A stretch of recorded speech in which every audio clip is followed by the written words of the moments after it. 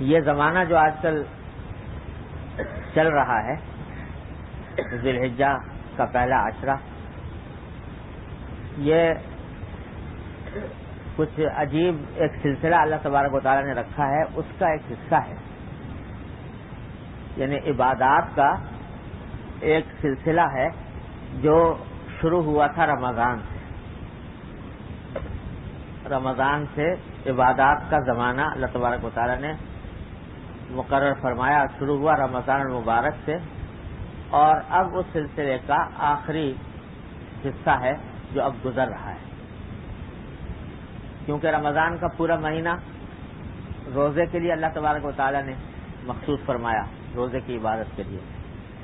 رمضان کا مہینہ ختم ہوا تو اس کے فوراً بعد اشہر الحج شروع ہو گئے، حج کے مہینے، شوال، ذوالقعدہ اور ذی الحجہ، یہ تینوں حج کے مہینے کہلاتے ہیں۔ قرآن کریم نے الحج اشہر معلومات جو فرمایا کہ حج چند معین مہینے ہیں، ان کی تفسیر نبی کریم سرور دو عالم صلی اللہ علیہ وسلم نے فرمائی کہ یہ 3 مہینے ہیں، شوال، ذوالقعدہ اور ذی الحجہ۔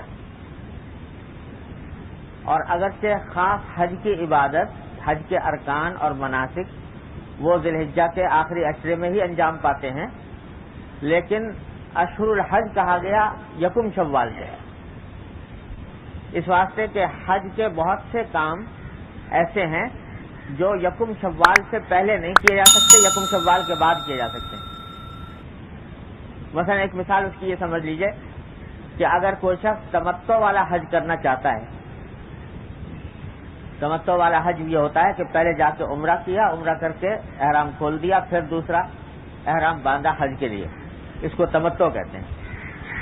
تو اگر کوئی شخص تمتع کرنا چاہتا ہے تو وہ اگر رمضان سے پہلے جا کر عمرہ کرے، احرام باندھ کے جا کر عمرہ کرے، تو یہ عمرہ تمتع والا نہیں ہو سکتا۔ تمتع والا عمرہ اس رمضان سے پہلے نہیں شوال سے پہلے نہیں ہو سکتا، لیکن شوال کے یکم شوال کے بعد احرام باندھ کے جائے گا اور عمرہ کرے گا تو وہ تمتع کا عمرہ شمار ہوگا، اور اس کے بعد پھر جب حج کرے گا تو پورا حج تمتع ہو جائے گا۔ اس طرح کے بعض احکام جو ہیں وہ یکم شوال سے شروع ہوتے ہیں، شوال سے پہلے وہ کام نہیں کیے جا سکتے، اس واسطے اس کو اشہر الحج کہا گیا۔ اور پہلے زمانے میں تو یہ ہوتا تھا کہ حج کو جانے کے لیے کیونکہ بڑی طویل مسافت ہوتی تھی، تو اس واسطے شوال سے تیاری شروع ہو جاتی تھی، اور اب بھی بہت سے ممالک میں اور بہت سے خطوں میں رمضان سے یا شوال سے لوگ جانا شروع ہو جاتے ہیں حج کے لیے، تو اس واسطے اس کو اشہر الحج ان کو قرار دیا گیا، اور یہ عبادت حج کی گویا پورا عرصے عبادت کے مہینے چلتے رہے۔ اب ذی الحجہ کا مہینہ آیا تو ذی الحجہ کا جو پہلا عشرہ ہے 10 دن، ان کو اللہ تبارک و تعالی نے خصوصی فضیلت عطا فرمائی۔ حدیث میں نبی کریم سرور دو عالم صلی اللہ علیہ وسلم کا ارشاد ہے کہ ذی الحجہ کے پہلے عشرے میں اللہ جل جلالہ کو اپنی عبادت اتنی محبوب ہے کہ سارے سال کے کسی بھی دن میں اتنی محبوب نہیں جتنے ان 10 دنوں میں۔ یہ اللہ تبارک و تعالیٰ نے اس 10 دنوں کو خصوصیت بخشی ہے، یہاں تک کہ سورہ والفجر میں جو قسم کھائی گئی ہے والفجر ولیال عشر، فجر کی قسم اور 10 راتوں کی قسم، تو اس میں مفسرین کا کہنا یہ ہے کہ 10 راتوں سے مراد یہ ذی الحجہ کی پہلی 10 راتیں، تو اس میں جتنی عبادت اللہ تبارک و تعالیٰ کو محبوب ہے اور دنوں میں نہیں۔ اور اس کی تفسیر بھی حضور اقدس صلی اللہ علیہ وسلم نے ارشاد فرمائی کہ اس میں ایک دن کا روزہ ان دنوں میں 1 سال کے روزوں کے برابر، ایک دن روزہ رکھا تو گویا 360 روزوں کے برابر ثواب ملا، اور رات کی عبادت ان راتوں میں وہ لیلۃ القدر کی عبادت کے برابر، اتنی فضیلت اس کی بیان فرمائی گئی۔ تو 9 کے 9 دن جو ہیں یہ، ان میں سے ہر دن روزہ رکھنے کا بڑا ثواب ہے، اور خاص طور پر عرفے کے دن جو 9 تاریخ آنے والی ہے، جو ہمارے حساب سے ہوگی اتوار کے دن، تو اس روز روزہ رکھنے کی فضیلت حدیث میں یہ بیان فرمائی گئی کہ نبی کریم صلی اللہ علیہ وسلم نے فرمایا کہ مجھے اللہ جل جلالہ کی ذات سے یہ امید ہے کہ عرفے کے دن کا روزہ 1 سال پہلے کے اور 1 سال بعد کے گناہوں کا کفارہ ہو جائے، 2 سال کے گناہوں کا کفارہ کر دیتا ہے 1 دن کا روزہ۔ تو اس کا اہتمام کرنا چاہیے۔ اللہ تبارک و تعالیٰ اپنی رحمت سے توفیق عطا فرمائے۔ دوسرا حکم جو عرفے کے دن سے متعلق کیا گیا،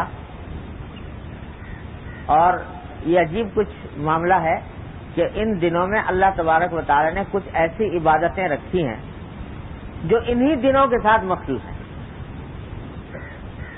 اور دوسری عبادتیں ایسی ہیں کہ آپ جب چاہیں انجام دے لیں۔ نفلی نماز جب چاہے پڑھ لو، نفلی روزہ جب چاہے رکھ لو، نفلی صدقہ جب چاہے کر دو، خیرات جب چاہو کر دو، تسبیح جب چاہو پڑھ لو، قرآن کریم کی تلاوت جب چاہو کر لو۔ لیکن اس زمانے میں اللہ تبارک و تعالیٰ نے 3 عبادتیں ایسی رکھی ہیں کہ وہ صرف انہی دنوں میں انجام دی جاتی ہیں، ان کے علاوہ نہیں۔ ایک تو حج کی عبادت کہ حج جو ہے وہ انہی دنوں میں انجام دیا جا سکتا ہے، کسی اور وقت نہیں دے سکتے۔ نفلی حج کوئی کرنا چاہتا ہے کہ اور کسی وقت چلا جائے، وہ 10 دن بھی عرفات میں وقوف کر لے، 1 ہفتہ جا کے مینا میں ٹھہر جائے، اس کا کوئی ثواب نہیں، وہ کوئی عبادت ہی نہیں۔ ان دنوں میں کرے گا۔ آج کے دن وہاں حجاج مینا پہنچے ہوں گے، آج وہاں کے حساب سے آج 8 ذی الحجہ ہے، تو آج مینا پہنچے ہوں گے۔ آج وہاں جو جا رہا ہے وہ عبادت میں شمار ہو رہا ہے۔ وہاں مجرد ٹھہر جانا، مینا کے خطے میں مجرد جا کے ٹھہر جانا، یہ عبادت ہے اللہ تبارک و تعالیٰ کی طرف۔ اور اللہ تبارک و تعالیٰ نے کچھ ایسا نظام رکھا ہے کہ میں کیا کرتا ہوں کہ اگر جو حجاج پہلے سے گئے ہوئے تھے وہ جا کے عام طور سے مکہ مکرمہ میں ٹھہر جاتے ہیں، اور مکہ مکرمہ میں ٹھہر کر نمازیں پڑھتے ہیں مسجد حرام میں، اور مسجد حرام میں 1 نماز کا ثواب 1,00,000 نمازوں کے برابر۔ اب جب 8 تاریخ آئی یعنی آج کا دن، تو حکم ہوا کہ نکل جاؤ یہاں سے، جاؤ کہاں؟ مینا۔ مینا میں جا کے کیا کام کرو؟ کچھ بھی نہیں۔ وہاں کوئی رکن، کوئی خاص رکن یا منسک اس دن، آج کے دن میں نہیں ہے۔ کوئی رمی نہیں ہے، کوئی وقوف نہیں ہے، کوئی اور عبادت نہیں ہے۔ بس یہ ہے کہ یہاں پر رہتے ہوئے 5 نمازیں پڑھو، ظہر، عصر، مغرب، عشاء اور اگلے دن کی فجر، یہ 5 نمازیں یہاں رہ کے پڑھو۔ بھئی اچھے بھلے وہاں رہ رہے تھے مکہ مکرمہ میں، اور 1 نماز کا ثواب 1,00,000 کے برابر مل رہا تھا، اس کو چھوڑ کے حکم یہ ہوا کہ جاؤ جنگل میں، اور وہاں جا کے کیا کرو؟ اور کچھ نہیں، بس 5 نمازیں وہاں جا کے پڑھو۔ بتلانا یہ منظور ہے کہ اپنی ذات میں نہ مسجد حرام میں کچھ رکھا ہے، نہ مکہ مکرمہ کی بستی میں کچھ رکھا ہے۔ جو کچھ ہے وہ ہمارے حکم کے تابع ہے۔ ہمارا حکم تھا، ہم نے فضیلت عطا کر دی تھی، تو مسجد حرام میں 1 نماز کا ثواب 1,00,000 کے برابر مل رہا تھا۔ ہم نے کہا کہ نہیں جاؤ، تو اب تمہارے لیے وہی جا کر جو کچھ ثواب ملے گا وہاں ملے گا۔ کوئی شخص سوچے نہیں بھائی میں 8 تاریخ کو نہیں جاتا اور میں تو یہی رہتا ہوں تاکہ نمازیں 1,00,000 نمازوں کا ثواب یہاں پر کماؤں، تو وہ 1,00,000 نمازوں کا ثواب کیا ملتا؟ 1 نماز کا ثواب بھی نہیں ملے گا۔ اس واسطے کہ اب حکم یہ ہے کہ چھوڑو اور جا کر وہاں جا کر مقیم ہو جاؤ۔ تو وہاں جا رہے ہیں، وہ ثواب مل رہا ہے۔ اگلے دن جا کے حکم ہے کہ وہاں جا کے پڑھ جاؤ عرفات میں، عرفات کے میدان میں جہاں نہ کوئی سایہ، نہ کوئی بستی، نہ کوئی مسجد، نہ کوئی عبادت گاہ، کھلا میدان۔ اور عبادت کیا ہے کہ وقوف کرو، یعنی یہاں پر جو اس کا مصنون طریقہ ہے وہ یہ کہ کھڑے ہو جاؤ، کھڑے رہو، اور اگر کھڑے نہ ہو بیٹھو، سو، تب بھی ہاں، مگر اس میدان میں رہو، اس میدان سے گزر جاؤ۔ یہاں تک فرما دیا، حکم یہاں تک دے دیا کہ جو شخص میدان عرفات میں سوتے ہوئے بھی گزر جائے گا ان اوقات میں، اس کا حج ہو گیا. جو سوتے ہوئے بھی گزر گیا اس کا حج ہو گیا اس میدان کے اندر. تو اللہ تبارک و تعالیٰ نے یہ اس وقت میں اس جگہ میں یہ اعزاز عطا فرما دیا. لیکن وہی کام آج جا کے کر لو، 8 تاریخ کو چلے جاؤ، جا کر عرفات میں مقیم ہو جاؤ، تو چاہے سارے دن ساری رات سجدے میں پڑے رہو وہاں، تو وقوف عرفات کا ثواب نہیں ملے گا، وقوف عرفات کا فائدہ حاصل نہیں ہوگا. اور اس دن جاؤ 9 تاریخ کی وہ 9 تاریخ کو صبح سے لے کر اور اگلے دن صبح صادق تک کسی بھی وقت سوتے ہوئے بھی گزر جاؤ، وقوف عرفات ہو گیا، حج کا اعظم رکن ادا ہو گیا. اور آج جاؤ کل جاؤ سارے سال کسی دن جاؤ کچھ نہیں. تو یہ عبادت بھی ایسی مقرر فرما دی کہ اس جگہ کے ساتھ مخصوص، اس وقت کے ساتھ مخصوص. اور بتلانا در حقیقت یہ منظور ہے کہ کوئی عبادت اپنی ذات میں کچھ نہیں، ہمارا حکم ہے، ہماری رضا ہے. تو جب ہمارے حکم کے مطابق کام کرو گے تو ہمارے یہاں مقبول ہے، اللہ تبارک و تعالیٰ کے ہاں باعث اجر و ثواب ہے. اس کے خلاف کرو گے، الگ جاؤ گے تو کچھ بھی نہیں. تو حج کی عبادت ایسی سب سے پہلی. دوسری عبادت جو ہے وہ یوم عرفہ سے شروع ہوتی ہے، تکبیر تشریق. یہ تکبیر تشریق کی عبادت بھی سارے سال کہیں نہیں.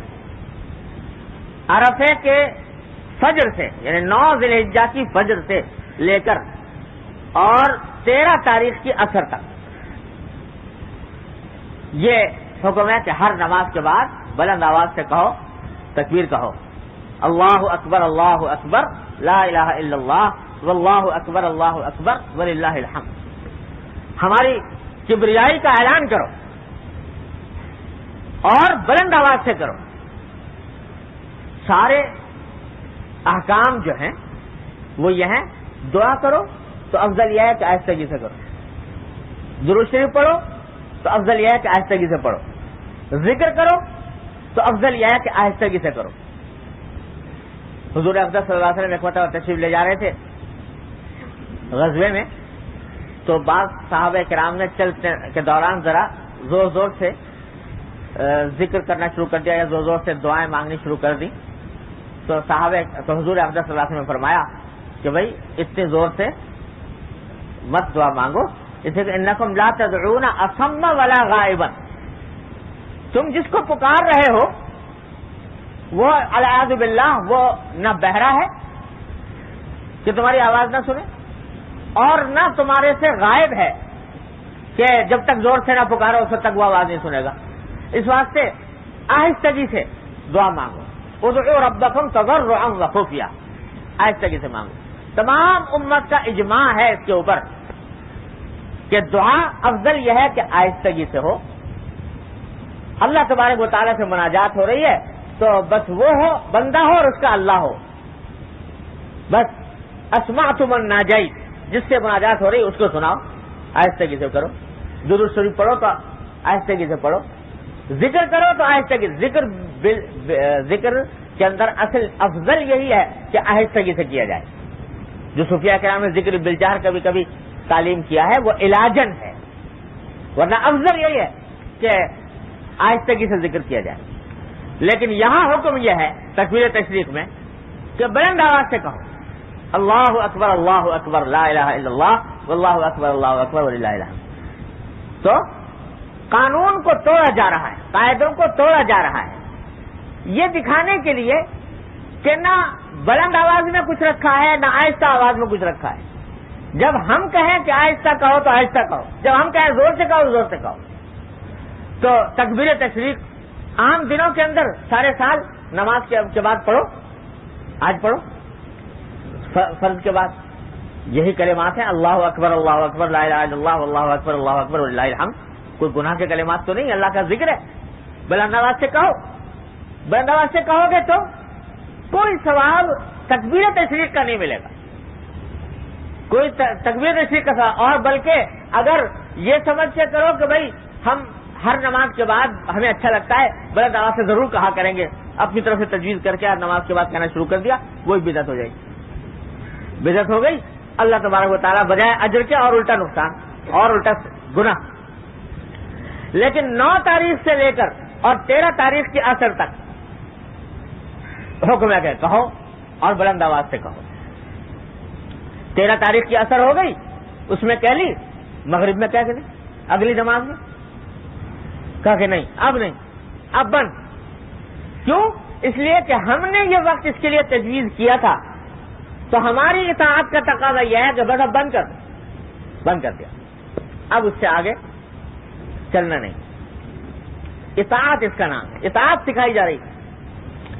تو تکبیر تشریق ہر نماز کے بعد بلند آواز سے کہنا واجب قرار دیا گیا ہر مسلمان مرد کے اوپر۔ عورتوں پر واجب ہے نہیں، اس میں فقہاء کرام کا اختلاف ہے، بعض کہتے ہیں واجب ہے عورتوں پہ، بعض کہتے ہیں عورتوں پر واجب نہیں ہے۔ لیکن بہرحال افضل خواتین کے لیے بھی یہی ہے کہ باتفاق کہ نماز کے بعد وہ بھی تکبیر تشریق کہیں۔ عام طور سے مردوں کو تو کچھ توفیق ہو جاتی ہے، اس لیے کہ مرد جماعت سے نماز پڑھتے ہیں مسجد میں آ کر، تو کوئی نہ کوئی کہہ دیتا ہے تو یاد آ جاتا ہے کہنا، اور خواتین کو مسئلہ معلوم ہی نہیں کہ بھائی تکبیر تشریق بھی کوئی چیز ہے۔ اس واسطے اکثر خواتین اس سے محروم رہتی ہیں، تو ان کو بھی بتانے کی ضرورت ہے کہ اپنے گھروں میں وہ نماز کے بعد، البتہ فرق اتنا ہے کہ مرد زور سے کہیں اور عورتیں آہستہ کہیں، وہ زور سے نہ کہیں۔ عورتوں کو اللہ تبارک و تعالیٰ نے ہر جگہ عورتوں کا پردہ رکھا ہے، خواتین کا ہر جگہ پردہ رکھا ہے اللہ تبارک و تعالیٰ نے۔ مردوں جو کام مردوں کے لیے بلند آواز سے مسنون ہے وہ عورتوں کے لیے آہستہ آواز سے مسنون، اس واسطے ان کو کہا گیا کہ وہ آہستہ کہیں۔ تو یہ دوسرا حکم ہے جو اسی زمانے کے ساتھ مخصوص ہے، سارے سال یہ کوئی عبادت نہیں ہے بحیثیت تکبیر تشریق۔ تیسری عبادت جو انہی دنوں کے ساتھ مخصوص کی گئی، جو اور دنوں میں انجام نہیں دی جا سکتی، وہ ہے قربانی۔ قربانی بھی ایسی عبادت ہے کہ سارے سال اگر کرنا چاہو قربانی نہیں ہوگی، قربانی بحیثیت عبادت کے ادا ہی نہیں ہوگی۔ یہاں یہ سمجھ لیجئے کہ لوگ فرق نہیں سمجھتے قربانی میں اور صدقے میں۔ سارے سال اگر کوئی شخص کوئی بکرا یا کوئی جانور ذبح کر کے اس کا گوشت تقسیم کرے تو صدقہ کرے تو صدقہ تو جائز ہے، گوشت کا صدقہ، لیکن ذبح کرنا بذات خود یہ عبادت نہیں، ذبح کرنا بذات خود سارے سال عبادت نہیں۔ اور ان دنوں میں قربانی نام ہے صرف گلے پر چھری پھیر کر اس کو ذبح کر دینے کا، یہ ذبح کرنا بذات خود یہ عبادت ہے، اور یہ عبادت اور دنوں میں انجام نہیں دی جا سکتی۔ قربانی کی عبادت ادا ہو جاتی ہے ٹھیک اس وقت جب کسی جانور کو ذبح کیا گیا، قربانی اللہ تبارک و تعالیٰ کی رضا کی خاطر اس کے گلے پر چھری پھیر دی گئی، بسم اللہ اللہ اکبر کہہ کر ذبح کر دیا، ہو گئی ادا قربانی۔ اب آگے گوشت اس کا تقسیم کرے نہ کرے، کھائے نہ کھائے، اس سے قربانی کا کوئی تعلق نہیں، قربانی صرف گلے پر چھری پھیر دینے کا نام ہے۔ اور یہ عبادت سوائے ان 3 دنوں کے 10، 11، 12 ذی الحجہ اور کسی وقت میں مشروع نہیں۔ اللہ تبارک و تعالیٰ نے اس کو بحیثیت عبادت کے مقرر نہیں فرمایا، اور ان دنوں میں کر دیا، اور ایسا کر دیا کہ حدیث میں فرمایا نبی کریم سرور دو عالم صلی اللہ علیہ وسلم نے کہ ان دنوں میں اللہ تبارک و تعالیٰ کو کوئی عمل اتنا محبوب نہیں جتنا خون بہانے کا عمل۔ جتنا زیادہ خون بہاؤ گے، جتنا زیادہ قربانی کرو گے، اتنا ہی اللہ تبارک و تعالیٰ کے ہاں محبوب ہوگا۔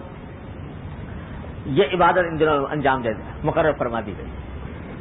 یہ جو اس زمانے کے اندر یہ سلسلہ رکھا ہے کہ 3 عبادتیں ایسی جو اور دنوں کے اندر انجام نہیں دی جا سکتی، انہی دنوں میں دی جا سکتی ہیں۔ ان کے ذریعے در حقیقت جذبہ ہمارے آپ کے اندر پیدا کیا جا رہا ہے اطاعت کا۔ کہ کسی چیز میں، کسی کام میں کوئی اچھائی نہیں جب تک کہ ہمارا حکم اس کے ساتھ متعلق نہ ہو جائے، ہماری رضا اس کے ساتھ متعلق نہ ہو جائے۔ جب حکم متعلق ہو جائے گا وہ عبادت ہو جائے گی، جب حکم اس سے ہٹ جائے گا عبادت نہیں رہے گی۔ اطاعت یہ سکھانا مقصود ہے اس سارے عبادتوں کے سلسلے سے، کہ بندہ فرما بردار بن جائے اللہ تبارک و تعالی، اور فرما بردار بھی ایسا بن جائے کہ جب حکم آئے تو کوئی چون و چرا نہ کرے،